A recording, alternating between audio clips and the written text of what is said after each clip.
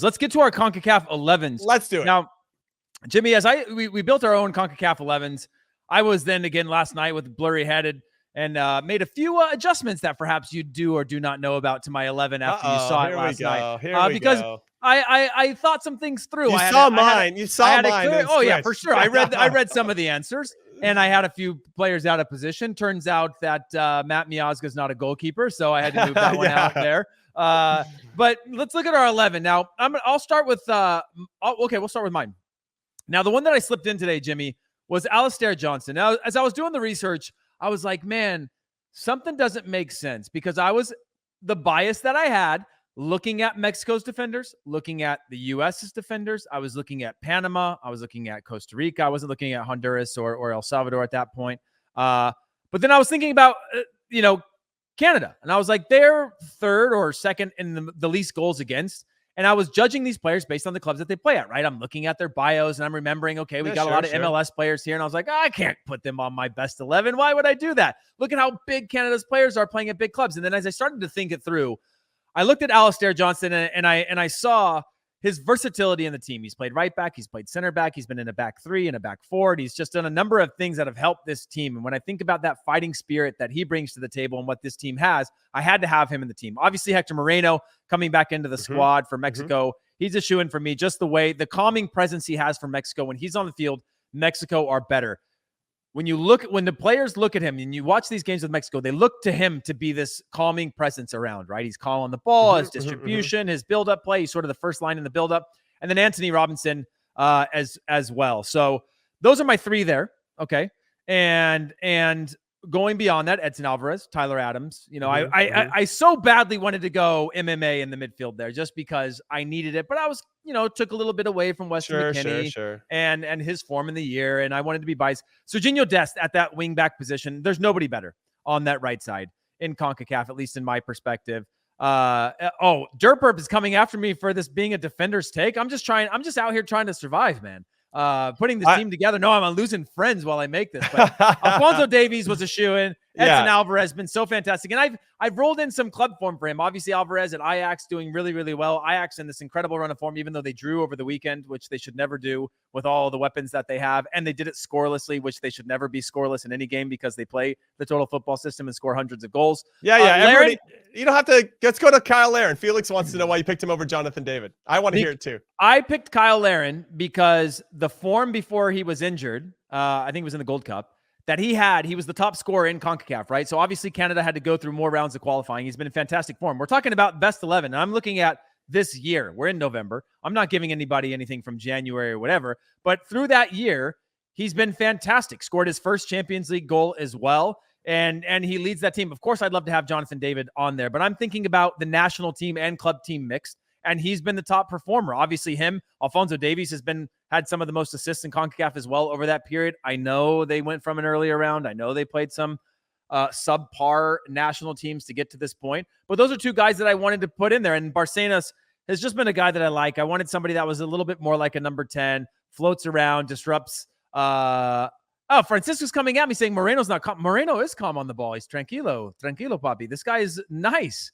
Why is everybody attacking him? Maybe he's not on the young side. By the way. I like he Hector is Moreno. a wonderful guy. But I think he's calm on the ball. I think he's calm on the ball. And he's willing to put his head where you wouldn't put your foot. So as a defender, I like that type of killer mentality as well. So that's how I came up with this. Keylor Navas, obviously one that continues to get games. Not all the games for PSG, but a good the person that we obviously saw when he came out against the U.S., how different that game was. Probably a different scoreline in the end if he stays on the field. So that's my best 11. And maybe I switch out Robinson for Robinson in that back line. But yeah.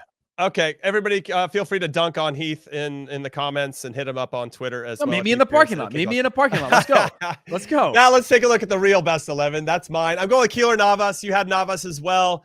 Costa Rica's only scored 4 goals in 6 games, puts a lot of pressure on that back line and the goalkeeper in particular. When he came off at halftime against the U.S., they gave up a goal, Costa Rica did, which ended up being the game winner that I feel like Navas would have saved. So I feel like his value is immense, and he'll go down and should go down as one of the best to ever do it in CONCACAF. I have Miles Robinson, the other Robinson. I like Anthony, but in year 11, he would run into Alphonso Davies. It just wouldn't work. All right. So Jimmy, Miles Robinson. Listen, I don't care about any of this stuff. Tell me about Daniil Henry, and then I want to know about where Brendan Aaronson became your 10, and how Raul Jimenez with 2 goals in the last 900 years Henry is in your best 11. Let's go. Daniil Henry is in because I needed a Canadian defender. They've been very good on that side of the ball. I didn't know if it was him. Daniel Kane, by the way, wants to know why Pulisic doesn't make either one of our lineups because he was hurt. It was only because he was hurt. Yeah. So Daniil Henry is in because I like when they went to Mexico and played in Mexico. Oh, David said Daniil Henry doesn't even start for Canada, Jimmy. Get off.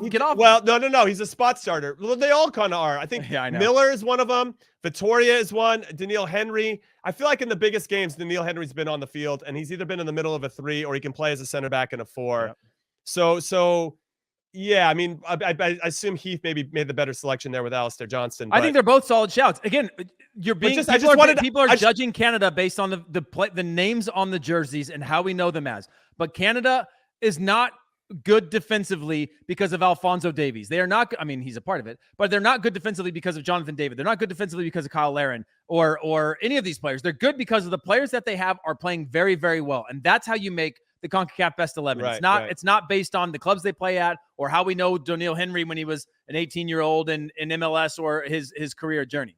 It's now. So Hector Moreno for sure in there, no problem. Alphonso Davies, Edson Alvarez, Tyler Adams for all the things that you had already mentioned. Alvarez got an extension, a new contract from Ajax, which I think speaks to his value and his promise and the potential they see in him. Serginho Dest, I agree with you there. Brendan Aaronson. Now, Weston McKennie, Yunus Musa, they deserve a shout. Weston McKennie, I think, and he's already come out and said, that he made mistakes in that first qualifying window and getting kicked out of camp. Probably why he's not in either one of our best 11s, but his value obviously is immense. Well, Brendan Aaronson for me, he's played in all 6 games. All 6 games. I'll let you have your McKennie's point in a minute. But Aaronson played in all 6 games. We have scored 9 goals or 10 goals so far, and he's been driving a lot of that. Whether you care for him or not, I don't know. I have him in my best 11 as for now. Obviously, this can change. We're only 6 games into this. I think Brendan Aaronson is a great shout. And he was probably my hardest one to eliminate because I was like, well, I want to be a little true to the system. And by the way, anybody who says this is a defender's formation doesn't know, because if it was me as a left back, I play with a back 4 to make sure that I'm on any sort of back 4 lineup. I used to hate when MLS would put out their best 11 of the year and it'd be 3 center backs. And you'd be like, well, nobody in the league plays with 3 in the back. So now all of a sudden you've eliminated me from being able to make the team from your best 11. So I'm not about the back 3 when we're talking about defensive formation. But yeah, Brendan Aaronson was the hardest one for me to leave out, just because I actually do think he is a best 11 performer right now. I just look at Serginho Dest and I go, man, that's an X factor. And I wouldn't put Brendan Aaronson as a wing back. So I was like, I kind of ran out of positions for him. Same with McKennie. I'm like, it's tough.